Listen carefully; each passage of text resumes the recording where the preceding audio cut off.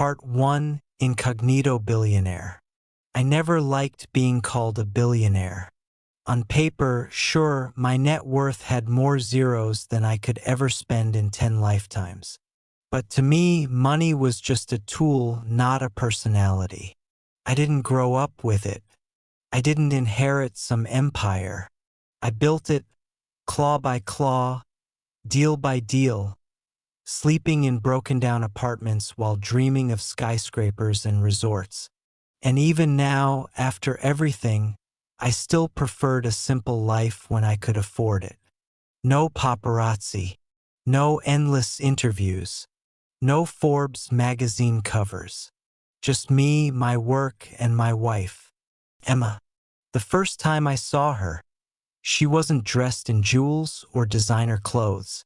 She was wearing a plain black uniform, hair tied back, standing behind a felt poker table at a mid-sized casino in Atlantic City. She was a croupier back then too, smiling politely while dealing cards to tourists who barely noticed her. But I noticed, not just her looks, though God knows she was beautiful in a quiet, understated way. It was her eyes, the way she treated every single player with respect, whether they were dropping $10 or 10,000. She never looked down on anyone, never tried to curry favor with the rich. To her, everyone was equal at her table. And I think that's what hooked me. When we married 2 years later, she told me something I'll never forget. "Promise me," she said, "that no matter how much money you make, you'll never see people as numbers. Not even the staff you hire. Everyone has a story. Everyone matters." I promised, and I meant it, which is why, when I bought the Eden Royale Casino and Resort, a sprawling, glitzy paradise on the coast, known for its marble halls and chandelier ceilings, I didn't announce it with fanfare. I purchased it quietly through a chain of holding companies, ensuring my name never reached the press release. The plan was simple. I wanted to see the casino from the ground level, to experience what the guests experienced, to observe how staff were treated, to spot cracks in the glossy veneer. A billion-dollar investment wasn't just about profit, it was about people. And Emma, bless her, decided she wanted to work there too. Not as the wife of the new owner. She hated that idea. No, she wanted to apply like everyone else, get hired on her own merit, and work her way into the dealer rotation. "You're really okay with being a croupier again?" I asked her one night as we lay in bed.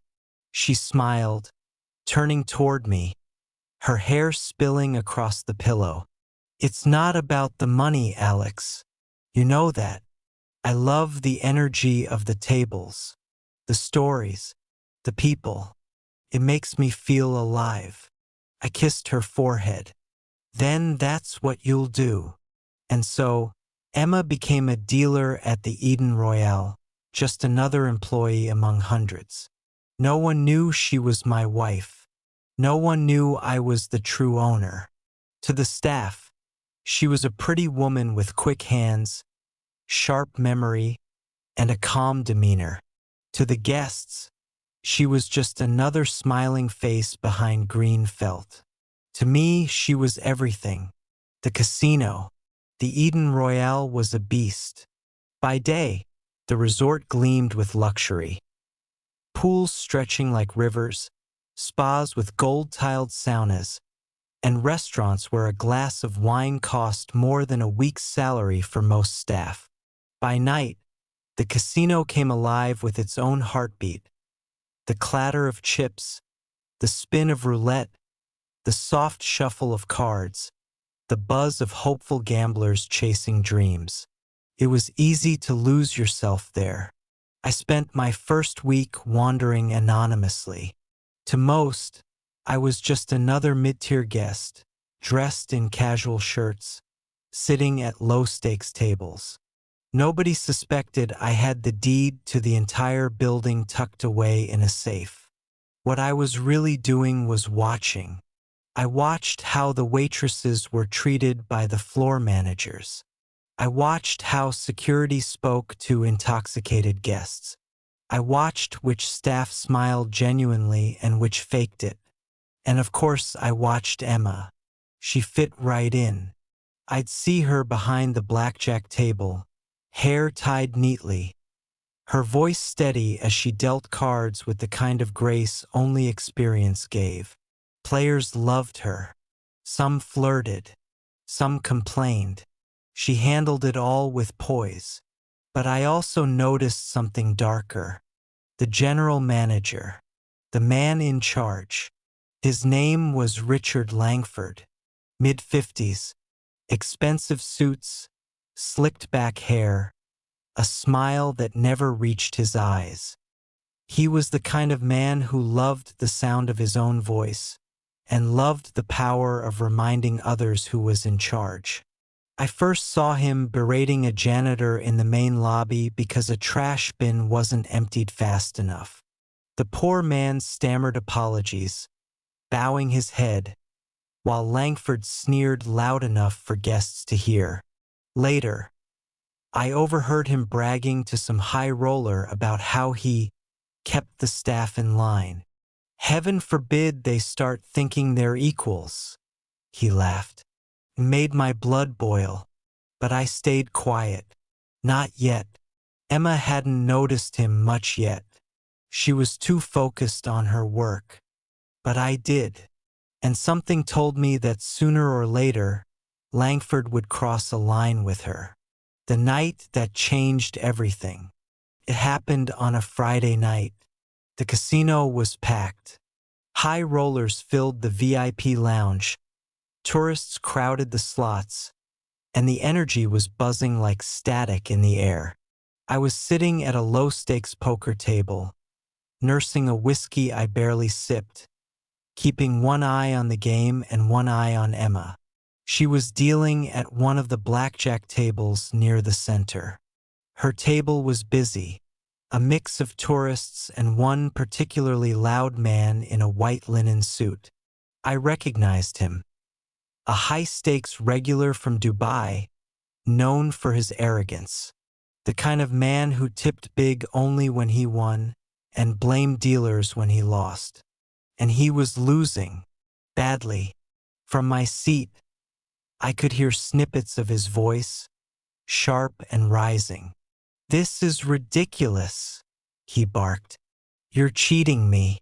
The cards are rigged." Emma's voice, calm and professional, floated back. "Sir, the shuffle is automatic and regulated. The cards are completely random. Don't you talk back to me," he snapped. "You're just a waitress with cards." I clenched my jaw. Other players shifted uncomfortably. One or two even spoke up, defending her. But the man waved them off, slamming his chips on the felt. And then, like a shark smelling blood, Richard Langford appeared. He strode up to the table, flashing that fake managerial smile. "Is there a problem here, Mr. Alfade?" The man in white jabbed a finger toward Emma. "This one. She disrespects me. She's too slow. Fire her." Emma stiffened but kept her voice even. "Sir, I was simply explaining the rules. No disrespect was intended." Langford's eyes flicked to her, cold and calculating. Then he smiled at the guest. "Of course, I understand completely. We value your business, Mr. Alfade, more than you can imagine." And then he turned to Emma, in front of the whole table, in front of tourists, gamblers, staff, and me. "Pack up your things," Langford said smoothly. "You're done here." Part 2: The Public Humiliation. For a moment, I thought I misheard him. "Pack up your things. You're done here." The words seemed to echo across the casino floor, drowning out the background hum of slot machines and laughter. Chips clinked, cards shuffled, wheels spun, but all I heard was that sentence. Emma froze. Her hands, steady a second ago, trembled slightly as she clutched the deck of cards. She looked up at Langford, her voice barely above a whisper. "Sir, I was only—" "Don't sir me," he snapped, loud enough that heads began to turn at neighboring tables. "You embarrassed a valued guest. Do you understand what that means in this establishment?" Mr. Alfade leaned back smugly, swirling his drink. The players at the table exchanged awkward glances. No one dared say much, though one woman muttered, "That's not fair." Under her breath, Langford ignored it. He straightened his suit jacket, puffing his chest like a peacock on parade, reveling in the attention. "You represent this casino," he continued, his tone dripping with disdain. "And this casino does not hire amateurs from— what was it? Some community college? Some little town no one's ever heard of?" Emma's face flushed. She wasn't crying, not yet, but her lips tightened, and I knew that deep inside, every cruel word was a knife. That was my breaking point. I stood from my table, the chair scraping loudly against the floor. "Enough!" Langford's head snapped toward me, his eyes narrowing. "Who are you?" I walked closer, ignoring the curious stares of gamblers and staff alike. My pulse hammered in my ears, but my voice was steady. "You don't get to speak to her that way," I said. A few gasps rippled through the onlookers. No one ever challenged Langford. He gave me a slow, incredulous once-over. His lips curled into a mocking grin. "Ah, the husband, I presume? Or just another broke boyfriend, tagging along for free cocktails?" A few chuckles from the crowd, nervous, sycophantic laughter. Emma shook her head subtly at me, as if pleading, Don't make a scene." But it was already too late. Langford stepped closer, his cologne sharp, his voice loud enough for the entire pit to hear. "Let me make something clear. This is my floor, my domain, and if a guest complains, I don't ask questions. I act. That's how we keep the money flowing. If you don't like it, feel free to take your girlfriend and go lose your pennies somewhere else." The words hung in the air like poison. I clenched my fists, forcing myself to stay calm. She was just doing her job, explaining the rules. If your so-called valued guest can't handle losing fairly, that's his problem, not hers. Alfade slammed his glass down, liquid splashing onto the felt. "You dare!" "Quiet!" I snapped at him, my eyes still locked on Langford. The silence that followed was deafening. Langford blinked, then laughed.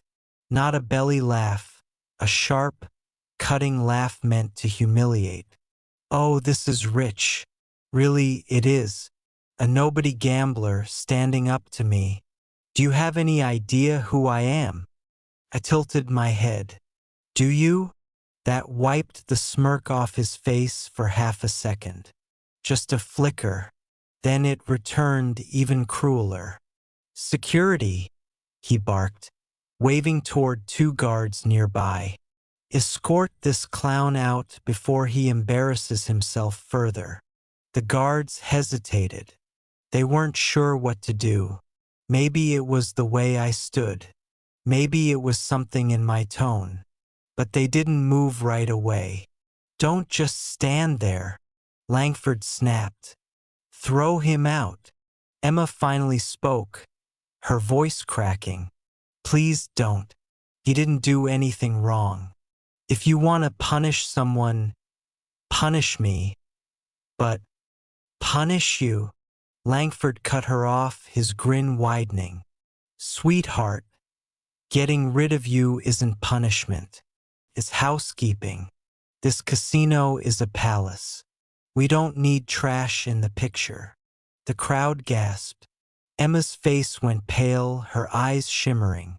For the first time since I'd known her, she looked small, broken. That was the last straw. I took a single step forward, my voice low but carrying. You'll regret that. Langford scoffed. Oh, will I? What are you going to do, Sumi? Write a bad Yelp review. He turned to the crowd, spreading his arms like a showman. Ladies and gentlemen, take a good look. This is what happens when the little people think they matter. Some guests laughed. Others looked away, uncomfortable. Emma stood frozen, humiliated in front of colleagues and strangers alike. I leaned closer, just enough that he could see the fire in my eyes. This isn't over. Langford's smirk faltered, but only for a second. Get him out of here, he ordered again. This time the guards moved. They didn't manhandle me, they didn't dare. But they escorted me toward the exit, one on each side. I didn't resist. Not yet. As I was led away, I glanced back at Emma. Her lips mouthed a single word. Why? I gave her the smallest of smiles. One that promised, trust me. And then I was gone. That night, I didn't sleep. I sat in my suite, the city lights pouring in through the windows, the signed ownership papers lying on the glass coffee table. I had been planning to announce the acquisition quietly in a few weeks. Ease into it. Observe a little longer. But Langford had forced my hand. He had crossed the one line no one crossed. Not because he insulted me. God knows I've been insulted 1,000 times before. But because he tried to strip Emma of her dignity. He thought she was powerless, disposable, trash. And tomorrow he was going to learn the truth. The Eden Royale was mine. Every chandelier, every poker chip, every drop of overpriced champagne. Mine. And by tomorrow night, everyone would know it. The morning assembly. At precisely 9 a.m., every employee of the casino resort was summoned to the grand ballroom. From floor staff to dealers, waiters to housekeeping, security to management. The room buzzed with curiosity. Did you hear? New ownership. Some billionaire, apparently. Think he'll clean house? I hope he fires Langford. Langford himself stood near the stage, smug as ever, straightening his tie. He clearly expected to impress the mysterious new owner with his leadership. He strutted around, shaking hands, offering false smiles. Emma stood quietly in the back, her uniform still neat, though her eyes betrayed the weight of last night. She hadn't seen me since the scene. I hadn't told her anything yet. The murmurs fell to silence as the double doors at the end of the hall opened, and I walked in, not in jeans and a casual shirt this time, not as some anonymous guest, but in a tailored navy suit, my tie knotted perfectly, my wife's hand gently clasped in mine. Gasps rippled through the crowd. Whispers spread like wildfire. Wait, isn't that the guy? That's Emma's husband, isn't it? Why is he? Langford's smirk faltered, just for a moment. Then he forced it back, stepping forward with open arms. Ah, you must be the new owner. Richard Langford, general manager. A pleasure. I brushed past him without a glance. Emma and I walked straight to the stage. I took the microphone. "Good morning," I began, my voice calm but carrying. "I'm Alexander Hayes. As of yesterday, I am the sole owner of the Eden Royale Casino and Resort." The ballroom erupted in gasps, applause, stunned murmurs. Emma squeezed my hand, her lips parted in disbelief. And Langford went pale. Part 3: The Big Reveal. The ballroom was silent after my announcement. Every staff member, from the lowest paid dishwasher to the top dealers, stared at me with a mix of awe and disbelief. Some mouths hung open. Others whispered furiously to their neighbors, struggling to process what they had just heard. I let the silence linger. Power isn't always in words. Sometimes it's in pauses. Finally, I continued, my tone steady. "I didn't come here to talk about numbers or revenue. I came here to talk about people. About you. Every one of you who makes this place run, who greets the guests, who serves the food, who cleans the rooms, who deals the cards. Without you, there is no Eden Royale." Applause erupted. Genuine, unplanned applause. Staff who had likely never been acknowledged by upper management were clapping, smiling, standing a little taller. Langford was not clapping. He stood frozen at the side of the stage, his jaw tight, his face flushed. I could almost hear his thoughts scrambling, searching for a way to spin this, to reassert his dominance. I turned my head slightly, my eyes finding him. "And of course," I said, my voice dropping just enough to draw attention back to me, "I've been watching, carefully, even before today." Gasps, murmurs, a ripple of confusion. Langford blinked, then plastered on his fake smile. He stepped forward, speaking loudly into the microphone someone handed him. "Ladies and gentlemen, what our new owner means to say is that he's been impressed with the leadership here. Under my guidance, the Eden Royale has flourished. High rollers, celebrities, politicians, they all come here because of the standards I enforce. Discipline, efficiency, excellence." He spread his arms like a king addressing peasants. "And I can assure Mr. Hayes that those standards will continue." "Richard," I cut him off. My voice wasn't loud, but it sliced through the room like a blade. Every head turned. Every whisper stopped. Langford's smile faltered. "Why, yes, Mr. Hayes." I descended a step from the stage, standing just high enough above him to look down into his eyes. "Do you know what I saw last night?" A flicker of panic. He laughed nervously. "Last night? Oh, well, of course I was busy ensuring the VIP lounge ran smoothly." "No," I shook my head. "You were busy humiliating one of your staff in front of guests." "My wife." The room erupted. Gasps, whispers, shock.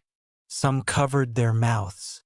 Others stared at Emma, who stood frozen near the stage, her face flushing crimson as all eyes fell on her. Langford's eyes widened. His head snapped toward her, then back at me. "Your wife." I nodded slowly. "Emma, the woman you called trash. The woman you threatened to fire for doing her job correctly. The woman you tried to strip of dignity to impress a man too insecure to lose a hand of blackjack." Emma's lips trembled. She looked at me as if she couldn't believe what she was hearing, what I was risking. Langford stammered, sweat beading at his temple. "And Mr. Hayes, I had no idea. I would never." "That's the problem," I snapped, my voice like thunder now. You never care who people are. To you, they're tools. Disposable, replaceable, trash, as you so eloquently put it. I turned back to the crowd, sweeping the room with my gaze. But I see you differently. Every single person in this room matters. From the croupiers to the janitors, from the chefs to the cocktail waitresses.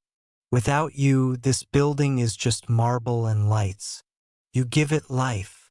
The staff erupted into cheers and applause, louder this time, echoing off the ballroom walls. Some had tears in their eyes. Langford tried to speak over the noise, his voice cracking. I can explain, I was just doing my duty. I raised a hand. The applause hushed instantly. Richard Langford, I said, turning back to him. You humiliated my wife. You disrespected your staff. You put profit and ego above human dignity. And for that, there's only one place for you here. His face drained of color. Please, Mr. Hayes. I've given 20 years of my life to this industry. I leaned closer, my voice deadly calm. Effective immediately, you're fired. The room exploded. Cheers, whistles, applause so loud it shook the chandeliers. Staff members actually hugged each other. A few shouted, "Finally!" Langford's mouth opened and closed like a fish gasping for air. You can't. I. Two security guards stepped forward, this time without hesitation. They stood flanking him, waiting. You can collect your belongings from HR, I added coldly. Or, if you prefer, housekeeping might have a spot for you. After all, someone needs to clean up messes. Laughter roared through the crowd. Langford's face burned crimson. He tried to say something, anything, but the guards guided him firmly toward the exit. His last words were lost under the thunder of applause. I turned back to the staff, raising the microphone one last time. This is a new era for Eden Royale, an era where respect comes first. You give this place its soul, and it's time you were treated that way. The applause became a standing ovation. Emma's eyes shimmered with tears, but this time, they weren't from humiliation. They were from pride. I reached for her hand, pulling her gently onto the stage. She hesitated, then stepped up beside me. I raised our joined hands high in front of everyone. My greatest treasure, I said softly into the microphone, though my eyes were only on her. The staff cheered even louder, chanting her name now. Emma! Emma! Emma! She buried her face against my shoulder, overwhelmed, as the casino employees celebrated around us. For the first time since buying Eden Royale, I felt I had done something truly right. And for the first time in her life, Emma was no longer the invisible croupier. She was the heart of the casino. Part 4, Justice Served. The cheers still echoed through the grand ballroom, but the moment of euphoria didn't last forever. There were things to do, real work, real changes. I stepped away from the stage, keeping Emma's hand firmly in mine. Her fingers curled tightly around mine, grounding us both. She hadn't spoken a word since the confrontation, and that was fine. She didn't need to. Her eyes said it all: relief, pride, disbelief, and love. Come with me, I said softly. She nodded, letting me lead her toward the back offices, away from the lingering applause, restoring order. Langford's departure left a vacuum at the top, and the staff were still reeling from the shock. Whispers filled the halls. Did he really fire him? Is this permanent? Who's really running things now? I walked into the executive office, a spacious room with floor-to-ceiling windows overlooking the neon-lit casino floor. I gestured for Emma to sit at the corner desk. You need a title, I told her, voice gentle. You've been running the tables with integrity and grace. From now on, you'll be head of guest experience. Her eyes widened. I can't. I'm just a dealer. I shook my head. You're more than that. You see the people, not just the chips. That's rare. That's exactly the kind of leadership this casino needs. Tears brimmed, and she blinked rapidly, struggling to find words. Thank you, but I don't know what to say. You don't have to say anything, I replied, smiling. Just do what you've always done. Be yourself. A new culture. Over the next few days, I walked every floor, every hallway, every table.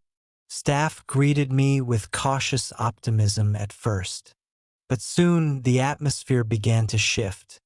I implemented reforms, fair treatment for all staff, regardless of role, improved pay and tips transparency, employee recognition programs where excellence and loyalty were celebrated publicly, a zero-tolerance policy for harassment or humiliation from management or guests. It wasn't just about being fair. It was about creating a culture of respect. I made a point to check in with each department personally. Emma was by my side, guiding me through what she had observed over the years. Her insight was invaluable. At the blackjack tables, she smiled at the dealers, advising and encouraging them. At the cocktail bars, she complimented the bartender's precision. Every employee felt seen. The staff morale skyrocketed.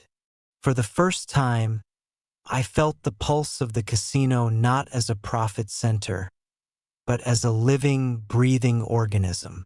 And it was thriving. High rollers learn a lesson. Word of Langford's dismissal spread like wildfire. Some of the regular high rollers, used to getting their way through intimidation, were wary. One particularly obnoxious player tried to complain about a dealer who had politely refused a request. I didn't hesitate. I stepped in, calm but firm. We don't serve bullies here, I told him. If you want to gamble, you follow the rules. If not, the door is that way. He left without another word, his entourage muttering apologies. Emma stood beside me, smiling faintly. It feels right, she whispered. Yes, I said. Finally, right? Langford's humiliation. I didn't stop at reforming the casino. Justice needed to reach its proper conclusion. Weeks later, I received word from a smaller casino in the neighboring city. Langford had tried to find work elsewhere, but his reputation had preceded him. He was known as the manager who humiliated employees, who put ego above profit, who thought himself untouchable. He was offered a position, not as manager, not as supervisor, but as floor cleaner, sweeping floors, scrubbing bathrooms, moving tables. I didn't need to see him. I could imagine it. The man who once towered over everyone, forced to bend and scrub. The arrogance stripped away piece by piece. It was poetic. Emma's triumph. Back at Eden Royale, life began to settle into a new rhythm. Emma thrived in her new role. Staff looked up to her not only as a supervisor but as a figure of respect and fairness. She transformed the culture from within. Guests noticed it too. The service was smoother, the atmosphere warmer, and even high rollers reported feeling genuinely cared for rather than intimidated. One night, after closing, Emma and I walked hand in hand along the empty casino floor. The neon lights reflected in her eyes, and for the first time, she didn't look small or vulnerable. "I never imagined this," she said softly. "I thought I'd just deal cards for a few more years, maybe climb a little. But this is bigger than I ever dreamed." I smiled, squeezing her hand. "You were always bigger than you imagined. I just had to show everyone else." She leaned into me, resting her head against my shoulder. "Thank you," she whispered. "For what?" I asked. "For trusting me, for standing up for me, for everything." Closing scene.